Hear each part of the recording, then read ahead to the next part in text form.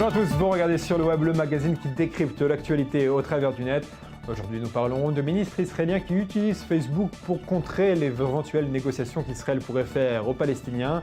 Vous verrez qu'il est possible de se loger gratuitement à l'étranger et de sourire dans le métro parisien, si je vous assure. C'est parti. Et on commence cette émission avec le fake, le faux du jour. Regardez cette photo, vous allez comprendre tout de suite de quoi il s'agit. L'affaire a été révélée par un blogueur du journal Le Monde. Vous voyez la photo à l'écran. Cela faisait un mois qu'elle circulait sur Internet, notamment sur des blogs, réseaux sociaux et forums. Selon certains, elle représente la pollution de l'océan Pacifique suite à l'accident de la centrale nucléaire de Fukushima en 2011. On pouvait même lire sur un site des quantités extrêmement dangereuses de strontium et césium se seraient échappées de Fukushima pour se déverser dans tout l'hémisphère nord, portées par les courants, la pluie et le vent. Alors d'autres n'ont pas hésité à affirmer même que des Américains perdraient la vie à cause de cette pollution. Alors, ça fait assez peur, évidemment, quand on en parle. En fait, il n'en est rien. Il y a bien eu une pollution suite à l'accident de la centrale nucléaire, mais cette photo que vous voyez à l'écran a été réalisée en réalité par le National Oceanic and Atmospheric Administration en 2011. C'est un organe américain. Et le but était d'illustrer non pas la contamination radioactive, mais les pics d'amplitude consécutifs à la propagation du tsunami le 11 mars 2011. Vous avez compris, il n'y avait rien de si dangereux que ça. On connaît tous le site Airbnb qui permet de louer des appartements de particulier à particulier pour y passer des vacances. Et je vous présente à présent un nouveau site qui s'appelle Cosmopolite Home qui permet de se loger gratuitement. Alors comment ça marche? Eh bien tout simplement, vous hébergez chez vous des voyageurs qui vous permettent de gagner des points. Et avec ces points que vous avez gagnés puisque vous avez hébergé des voyageurs chez vous, vous pouvez à votre tour vous loger à l'étranger chez d'autres voyageurs gratuitement. Regardez un peu à quoi ça ressemble. Bonjour, moi c'est Paul. Et comme des milliers de membres Cosmopolitum, j'ai adopté le night swapping, un concept unique. Grâce à son logement, on peut voyager gratuitement où on veut, quand on veut, en échangeant des nuits. C'est simple, on gagne des nuits en recevant des membres chez soi et on les utilise ensuite pour voyager gratuitement chez d'autres membres. Vous demandez comment ça marche? Eh bien c'est facile. Aujourd'hui, je suis locataire d'un appartement en banlieue parisienne avec ma femme Isabelle. Dès l'inscription, Cosmopolitum m'a offert 7 nuits pour voyager immédiatement. Nous sommes donc partis une semaine chez Ashley à New York, alors qu'elle était en déplacement. C'était incroyable, nous étions en vacances à l'étranger avec le même confort qu'à la maison.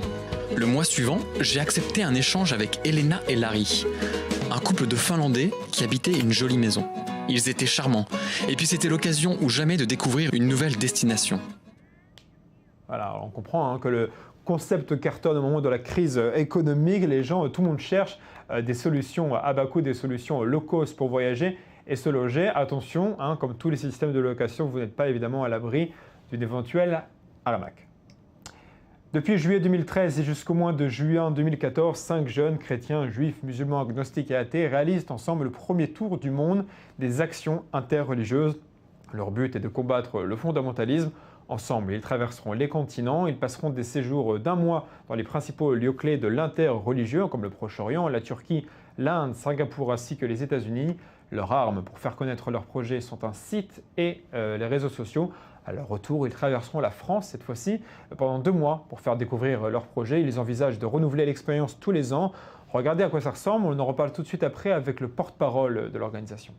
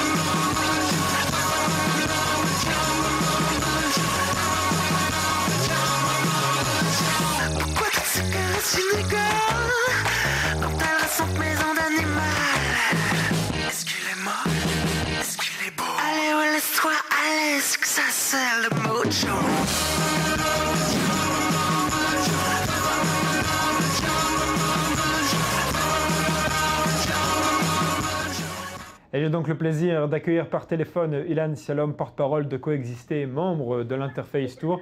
Ilan, bonjour, merci beaucoup d'être avec nous. Merci à vous de nous recevoir. Tout d'abord, qu'est-ce qui différencie votre initiative, à savoir le tour dont on vient de parler, des autres événements interconfessionnels, comme par exemple le Tour de France de l'amitié judo-musulmane? Je pense que vous avez répondu à la question. On a affaire à un tour du monde, c'est une initiative qui est unique et qui va au-delà justement de l'amitié judo-musulmane. Il y a un chrétien, un musulman, un juif, un agnostique, un athée, vous l'avez dit.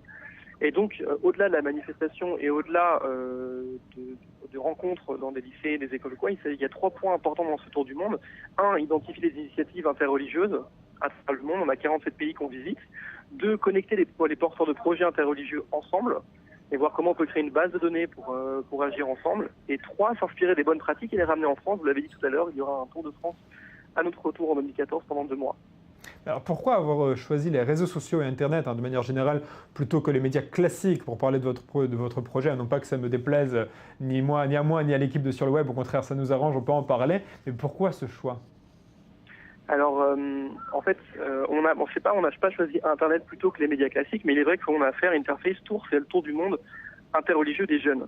On a fait un constat qui est simple, les jeunes sont plus sur Internet que sur les médias classiques, et on essaie de se servir de la viralité d'Internet et de créer un phénomène d'adhésion à nos projets. Jusque-là, ça marche très très bien puisqu'on est de plus en plus suivis et on s'en réjouit bien entendu. Maintenant, pour ceux qui nous suivent dans les médias classiques, et on a aussi des interviews dans les médias classiques, il n'y a pas de problème, vous pouvez aussi nous retrouver à la télé, à la radio, et je parle surtout pour ceux qui sont un peu plus âgés, un peu moins sur Internet. C'est un peu ça, Interface, c'est aussi un côté intergénérationnel. Ilan, on voit à l'écran actuellement le visage des participants. Comment est-ce qu'ils ont été sélectionnés? Sur quels critères? Déjà, on s'est retrouvés, la plupart se retrouvent dans une association qui s'appelle Coexister, donc qui agit aujourd'hui en France autour de 15 groupes locaux. Et puis une envie commune, des personnes qui ont à peu près un même background, qui travaillent sur l'histoire, la science politique, qui s'intéressent beaucoup aux phénomènes interreligieux. On s'est dit pourquoi pas lancer un projet comme ça s'est jamais fait. Ça a pris 1 an de conception et voilà. Alors, toujours à propos des participants, à quel genre de défi vous avez eu à faire face en organisant le voyage? D'une part, en organisant le voyage en amont, mais également sur place. Est-ce que certains, par exemple, des participants ont été exclus de certains lieux en raison de leur origine? Est-ce que des conflits ont pu éclater entre certains membres du voyage? Alors, pour répondre à votre question, on n'a pas eu de personnes qui ont été enlevées ou qui ont dû partir de lieux de culte justement parce qu'ils avaient une confession ou une autre. Jusque maintenant, ça s'est très bien passé, y compris au Liban où l'équipe se trouve actuellement. On a une envie commune, c'est la coexistence active, donc se servir de l'interreligieux comme moyen pour aller vers plus de cohésion sociale et de vivre ensemble. Maintenant, les défis qu'on rencontre à 5, c'est le fait d'être 24 heures sur 24 ensemble. C'est normal qu'il y ait quelques tensions parfois, mais c'est des tensions qui tournent plus autour de qui fait la vaisselle et qui fait la cuisine plutôt que sur des questions plus... Il n'y a pas de conflit politique entre les uns et les autres, pas de conflit dû aux origines des uns et des autres? Non, et puis même à la limite, c'est le conflit, on considère nous que la conflictualité, même au sein de notre groupe, s'il y en a, il est sain. Il est sain, il est important pour voir un peu qu'est-ce qui ne va pas, sur quoi on se retrouve, on ne se retrouve pas. Et c'est ça l'interreligieux, c'est accepter nos différences et voir ce qui nous rassemble. Des fois, on n'est pas d'accord sur certains points, on en parle et on arrive à aller de l'avant. Merci infiniment, Ilan, d'avoir accepté de répondre à nos questions. Bon courage pour la suite du tour. Je rappelle que vous êtes donc porte-parole de l'organisation Coexister. Merci beaucoup d'avoir été avec nous. Vous le savez sûrement, Israéliens et Palestiniens sont retournés à la table des négociations depuis déjà plusieurs semaines.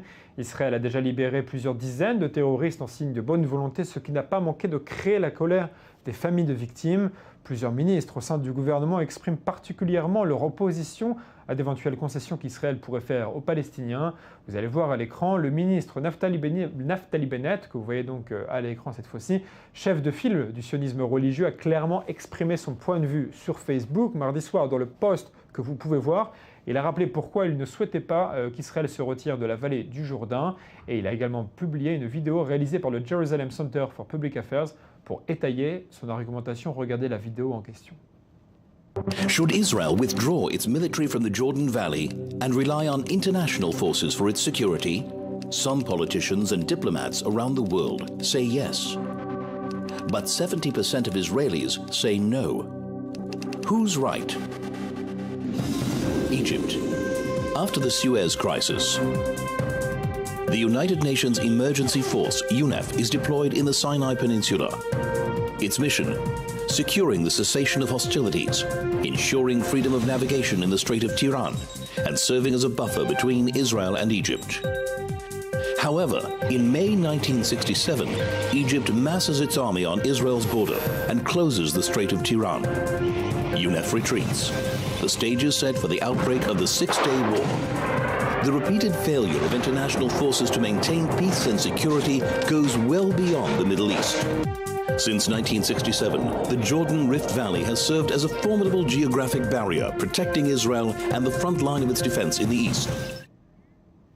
Voilà, on imagine l'ambiance électrique dans les réunions du gouvernement entre pro et anti, retrait des territoires en tout cas. Le débat est loin d'être clos et encore moins sur les réseaux sociaux. Allez, on passe à notre start-up du jour et elle est française. Cicana, c'est une sorte d'encyclopédie en ligne qui permet aux plus pauvres d'apprendre ou de trouver un travail. La chaîne Cicana.tv compte déjà plus de 1000 vidéos traduites dans 180 langues, le tout dans une vingtaine de domaines, à savoir la cuisine, le bricolage ou encore la musique. Pour Grégory Flippo, son cofondateur, il s'agit là d'une véritable arche de Noé des savoir-faire, rien que ça. Il estime que l'éducation est principalement l'accès au savoir-faire et le moyen le plus efficace de la lutte contre la pauvreté, le chômage, l'exclusion, le réchauffement climatique ou l'accès au bonheur durable. Il est sûr de son coup. Regardez à quoi ça ressemble. Comment récupérer des stylos et des feutres qui ne marchent plus? Vous en avez marre des feutres et des stylos qui ne fonctionnent plus? Mettez la pointe du stylo ou du feutre dans du vinaigre et il devrait refonctionner.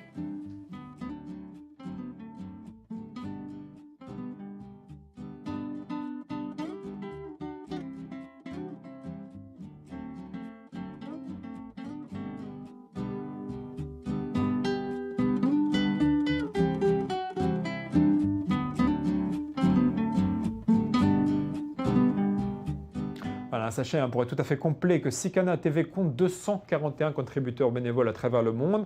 Et grâce à des partenariats avec des géants du web comme YouTube, la start-up affiche aujourd'hui un chiffre d'affaires de 120 000 €. Bravo à eux. L'armée israélienne continue sa campagne de communication sur le net. Cette fois, il ne s'agit pas de convaincre le monde du caractère terroriste du Hamas ou du Hezbollah, mais plutôt de montrer un visage humain de ces soldats et expliquer qu'il s'agit de jeunes avant tout qui accomplissent leur service militaire dans des conditions parfois difficiles.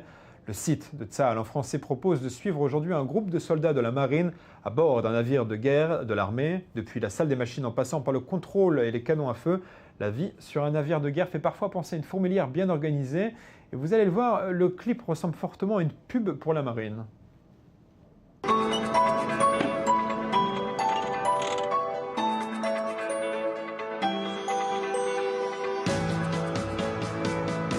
בעיניי משהו שמאוד מיוחד בשירות בחיל הים זה קודם כל השטח. זה לא להיות על האדמה, היבשה, זה להיות בים. כבר זה שם אותך במצב שהוא לא רגיל.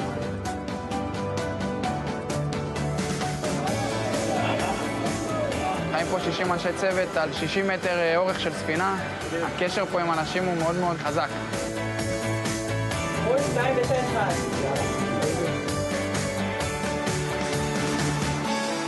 להיות כל הזמן 24/7 עם אותם אנשים.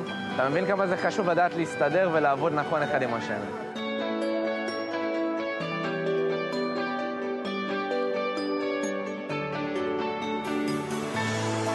זה שירות מדהים ומיוחד שמי שמחפש גם פיקוד, גם אתגר, גם עבודה עם אנשים, זה הבחירה הכי נכונה. Voilà, je vous l'avais dit, ça ressemble à une pub pour s'engager à l'armée.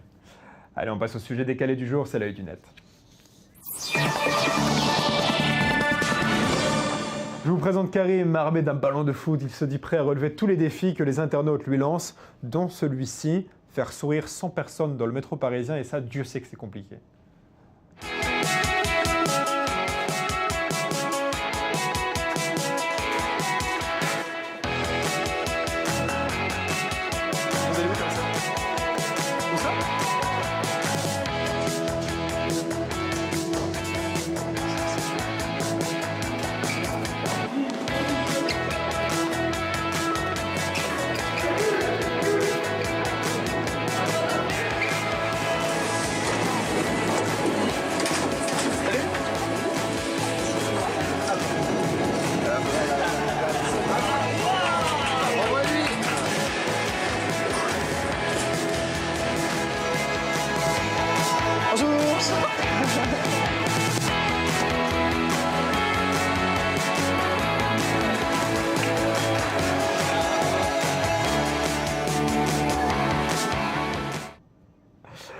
Et vous allez voir à présent que même les bébés peuvent pleurer d'émotion devant une chanson.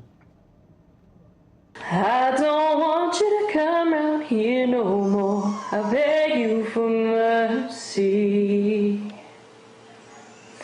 You don't know how strong my weakness is, or how much it hurts me. Pourquoi elle lui fait ça? Elle voit qu'il pleure, pourquoi elle continue à chanter?